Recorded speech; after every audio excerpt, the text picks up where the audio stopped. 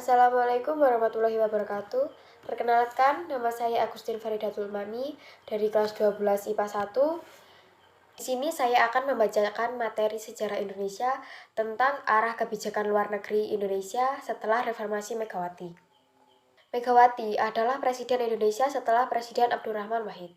Dalam membangun dan mengurus suatu negara, ia berusaha menyusun strategi dan rencana dalam menjalankan pemerintahannya, serta mengedepankan kepentingan nasional demi meraih tujuan nasional Indonesia.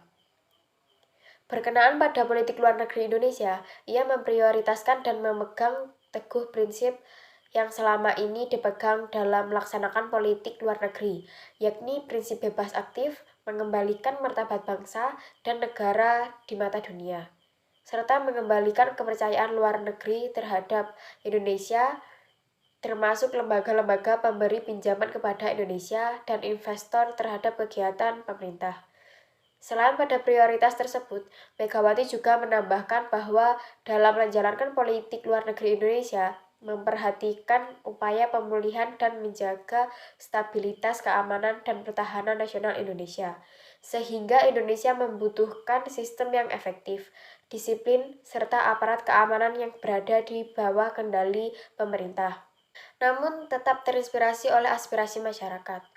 Identitas politik luar negeri yang dibangun oleh Presiden Megawati menunjukkan kesan yang berbeda dengan Gus Dur. Sesuai dengan perbedaan pada karakter pribadinya, Megawati lebih banyak melimpahkan tugas diplomasi dan untuk menjalankan politik luar negeri kepada Menteri Luar Negerinya. Hal tersebut dilaksanakan oleh Presiden Megawati karena sesuai dengan ketentuan birokrasi. Presiden Megawati memang dapat menunjuk figur Menteri Luar Negeri yang memang sepenuhnya fokus bertugas pada hal-hal yang berhubungan pada kegiatan hubungan luar negeri. Dalam menjalankan politik luar negeri Indonesia, Presiden Megawati menunjuk Menteri Luar Negeri untuk menjalankan hubungan dengan luar negeri. Hal tersebut didasari pada Undang-Undang Nomor 37 Tahun 1999 yang membahas tentang kegiatan luar negeri Indonesia. Presiden bisa melimpahkan kewenangan mengenai kegiatan politik luar negeri kepada Menteri Luar Negeri yang menjadi perwakilan dan pemimpin dalam pelaksanaan hubungan politik luar negeri. Selain itu, sesuai dengan yang tercantum pada Undang-Undang 1945, pemerintahan Megawati dalam menjalankan politik luar negeri perlu memperhatikan dan mempertimbangkan peran DPR. Berdasarkan kebijakannya itu, Megawati menunjuk Menteri Luar Negeri Republik Indonesia untuk bertugas dalam hal menangani politik luar negeri dan diplomasi, yaitu Hasan Wirayuda. Berdasarkan kepercayaan Presiden kepadanya, ia segera merencanakan program benah diri dengan konsep diplomasi total. Tujuan dari diplomasi total ini adalah agar dapat melibatkan masyarakat untuk memerankan kegiatan diplomasi serta peraturan tentang luar negeri Indonesia. Implementasi dalam konsep hubungan diplomasi sepenuhnya memerlukan adanya kerjasama dari seluruh petinggi kekuasaan yang berasal dari dalam negeri. Tujuannya adalah untuk membagi dan menyusun kebijakan-kebijakan luar negeri yang bersifat integratif dalam pandangan intermestik internasional domestik. Diplomasi total akan menghendaki agar peraturan-peraturan tentang luar negeri yang dihasilkan tidak hanya berdasarkan peran Kementerian Luar Negeri semata, melainkan juga diperankan oleh masyarakat sebagai bagian dari kebijakan diplomasi total.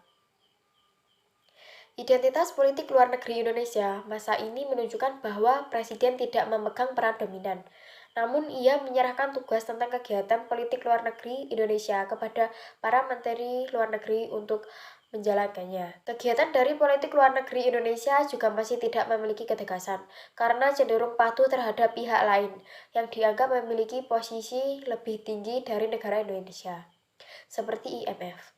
Hal ini menimbulkan hubungan yang dekat dengan pihak blok barat, dikarenakan blok barat dan organisasinya lah yang banyak membantu dalam hal memulihkan stabilitas nasional Indonesia, sekalipun dengan mengajukan persyaratan khusus untuk dipatuhi Indonesia. Pada masa Presiden Megawati menjalin hubungan bilateral dengan Australia. Kerjasama tersebut banyak membantu terutama di bidang pertahanan dan keamanan.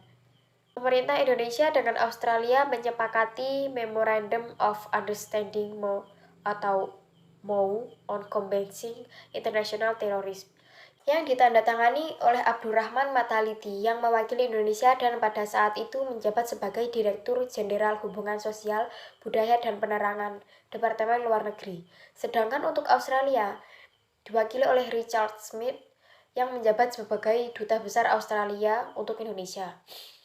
Penandatanganan dilakukan pada hari Kamis 7 Februari 2002 di Jakarta.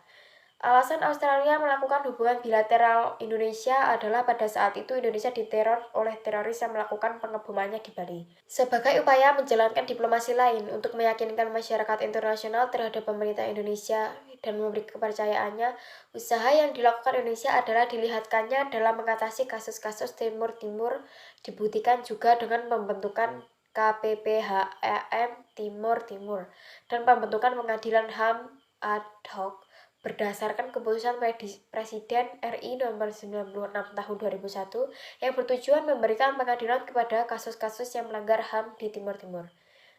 Di mana proses tersebut berjalan dengan menunjukkan bahwa pemerintahan Presiden Megawati cukup tanggap dalam mengikuti dan memperhatikan atas sorotan terhadap Indonesia sebagai hasil dari perubahan-perubahan ranah internasional akibat pasca Perang Dingin. Sekian dari saya. Wassalamualaikum warahmatullahi wabarakatuh.